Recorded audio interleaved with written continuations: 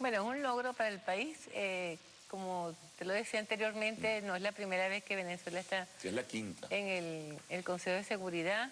Es un cargo que no es permanente, o sea, porque Naciones Unidas, Consejo de Seguridad tiene una formación que además hemos criticado muchas veces, donde 5 países tienen el derecho al veto.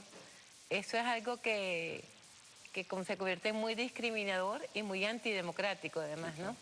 Pero ya estar en el Consejo de Seguridad es la posibilidad que nos da a nosotros, bueno, a avanzar en una política por la paz, por contribuir en esa política que hemos querido desarrollar en el país, pero también en el mundo que está tan convulsionado en este momento, ahorita en situaciones en Medio Oriente bien complicadas, bien difíciles. Pienso que Venezuela puede hacer un buen papel en el Consejo de Seguridad. Nos sentimos felices, Sí. creo que todos los venezolanos, por tener esa posición. Ahora, tener la voz de Venezuela en el Consejo de Seguridad como voz no permanente, ¿qué significa, no? Aparte de lo que es expresar criterios sobre lo que ocurre internacionalmente, ¿cómo se puede avanzar mucho más allá de esto? Bueno, en primer lugar, es un reconocimiento de la comunidad internacional haber votado de esa manera, diríamos, masiva por Venezuela, ¿no? O sea, 181 votos de 193, más del 90%, ¿no? O sea, eso es bien importante, ¿no?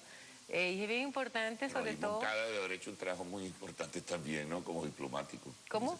Moncada, el embajador, debió haber hecho un trabajo de lobby muy importante como diplomático. Claro, como lo hacen todos los países, ¿no? Sí, O sea, sí. todos los países hacen su lobby, pero creo, para mí indiscutiblemente es un reconocimiento. O sea, yo creo que eso es importante tenerlo en cuenta, que no estamos aislados como algunos pretenden decir, que Venezuela es un país aislado. No, Venezuela es... No, y se criticó mucho, como también Naciones Unidas fijó en otra instancia algunos criterios críticos, cuestionadores sobre el tema de derechos humanos en Venezuela. Muchos pensaban que a lo mejor frente al Consejo de Seguridad y la aspiración venezolana se iban a presentar dificultades. Y eso parece más bien una manipulación, porque fíjate, lo que ocurrió terminó en una recomendación, porque ni siquiera no fue una resolución de las Naciones Unidas que se quiso presentar como tal, sino una recomendación, que además yo la leí, y es una recomendación que incluso tergiversa la verdad, porque habla, por ejemplo, el caso del señor Leopoldo López, que fue apresado de manera inconstitucional, invadieron su casa, que no sé cuánto, y Leopoldo López simplemente decidió entregarse a la justicia. Y lo otro, bueno, cuestiona que Leopoldo López está preso sin tomar en cuenta todas las circunstancias que se dieron. Pero lo más importante de esto es que solo hace un grupo de trabajo. Un grupo de trabajo que fue convocado ad hoc, o sea, no son los países que toman una resolución.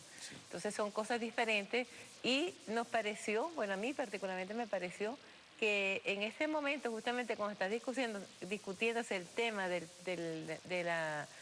escaño del Consejo de Seguridad, parecía que podía ser una manipulación para ensombrecer la cuestión en torno a Venezuela y evitar que entráramos al Consejo. Vamos a hablar un momentito sobre el tema nacional. Ustedes tuvieron una voz crítica recientemente, ¿no? Ya, bueno, en realidad hace algún tiempo, sobre lo que ocurría dentro de la estructura del partido del gobierno. ¿Cómo va la situación allí? ¿Los documentos que ustedes han presentado, que elaboraron, han sido tomados en cuenta? Bueno, fíjate, hay una situación, yo diría para mi modo de ver personal, es una situación compleja. Yo he sido bastante crítica por la falta por ejemplo, de los espacios para discutir, ¿no? La propia Dirección Nacional como tal, que aún está vigente, porque aunque va a haber elecciones en enero, somos cerca de 30 compañeros miembros de la Dirección Nacional, donde solamente se convocan algunos, pero no nos convocan a todos. Por ejemplo, yo tengo meses que no voy a una reunión de la Dirección Nacional. No hay una explicación por qué. No, y no, por eso no hay espacio de encuentro.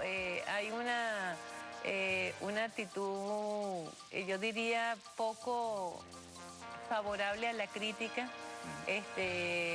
Y claro, como a veces como no hay espacio para hacer la crítica en espacios internos, muchas veces hemos hecho crítica en espacios públicos. Eso a veces ha sido malentendido. Particularmente yo hice Pero varios documentos. hay grupos, en fin, de todo tipo. Por cierto, el Grupo Marea Socialista está advirtiendo que podría irse del PSV y formarse como partido político. Bueno, Marea Socialista ellos se han autodenominado como una corriente dentro del partido, pero algunos dirigentes del partido lo han negado, pues que no es una corriente dentro del partido, pero ellos formaron siempre parte del partido.